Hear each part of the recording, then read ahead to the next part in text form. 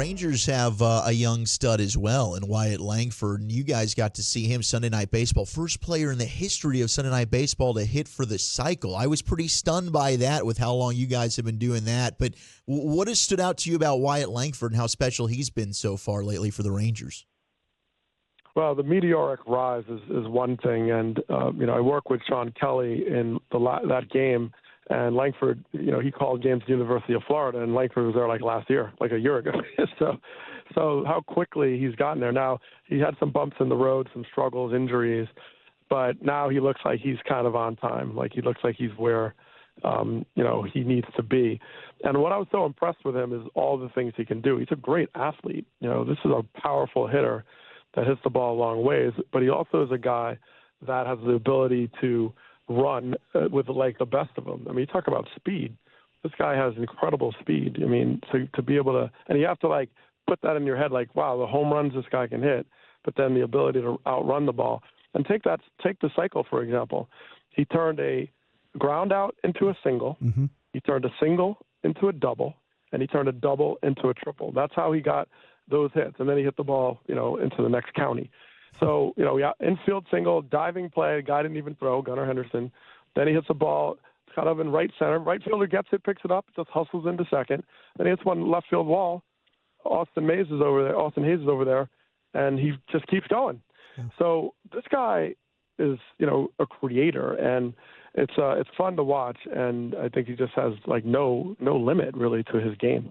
Doug, I'm going to ask you to put on your general manager's hat and be Chris Young here. And with what you've seen from the American League West, should the Rangers be sellers in this market, or do they need to hold on and try and win this division?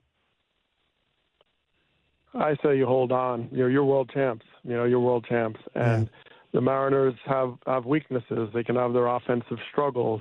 They have some very good pitching. But, you think about, I don't know if Jacob deGrom, all these guys lurking in the shadows, they're trying to come through, Scherzer, all these, you're like, and then you maybe make a move. Right. You maybe make a move, and all of a sudden you're right there. This division is winnable. And just for that reason alone, you gotta go for it. You're dealing with Baltimore. Yes, you're dealing with the Yankees. I mean, Cleveland just been incredible this season. But there's some slots open. And as the world champs, especially talking to Bochy last week, he's like, well, we're hitting below average. We're hitting where a notch below what everybody is capable of. So maybe that just means if they get back to average, then we're going to have a heck of a second half. It's Doug Glanville, ESPN, with you here on 105.3 The Fan. So 2003, you play for the Rangers. What do you remember most about that stretch of your career? I had a great time in Texas. Really, really loved playing there. And I remember the hospitality. I remember just the friendliness. So that stood out to me. It was a tough year in that I got hurt early in April, and I tore my hamstring tendon, so I had to come back. But then I came back and got hot in July and then got traded to the Cubs. But I remember so much that Buck Showalter was my manager. The attention to detail. He was fun in many ways as well. Playing with some incredible, talented hitters like A-Rod and Palmeiro and Carl Everett and Juan Gonzalez and Michael Young. And I thought I was going to score 200 runs when I signed over there. I was like, finally, these guys get hit. But we'd have, our pitching was struggling. I knew we were in trouble because the first day of spring training at the News Park in Surprise, right? And I sit down across from Chan Ho Park, who was our ace, right? Big contract. And he says to me, he's like, well, you played against me, right, when I was with LA. I said, yeah, I faced you a bunch of times. He's like, do you remember what I throw? Do you remember what pitches I throw? I'm like, what do you mean, like you don't know, or are you just asking me? He's like, no, I don't know. Was my fastball good? I was like, oh, we're in trouble.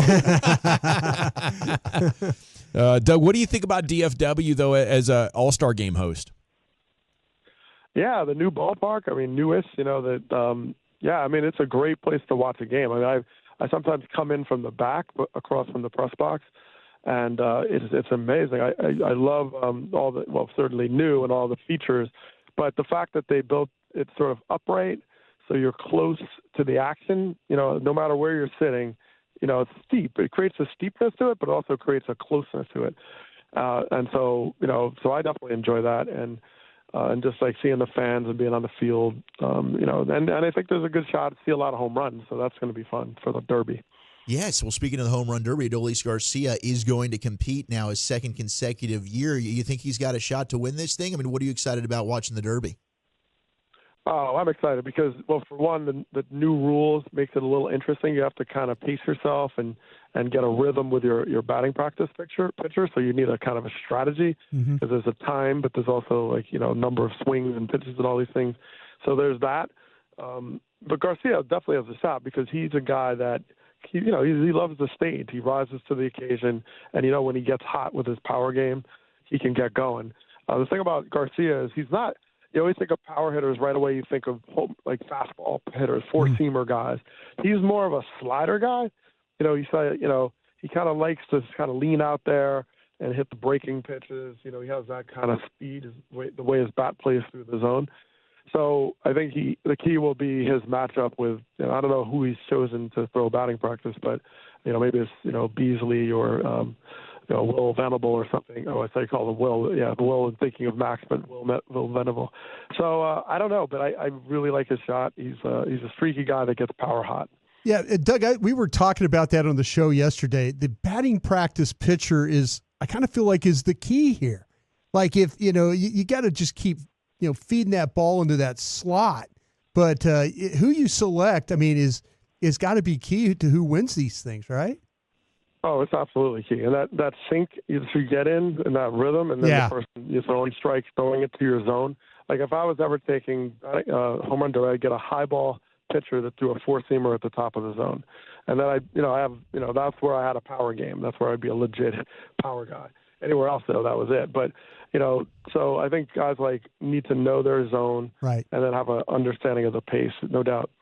Okay, Doug, Rangers Astros starting tomorrow. Which team has the better chance of making a noise? Which of the two is the better team right now? Well, right now, I mean, the last 10 games, 2 weeks, Rangers have looked really good. They got their offense going. I know both have battled some health issues. The Astros, got off really slowly. They played well. Tucker went down.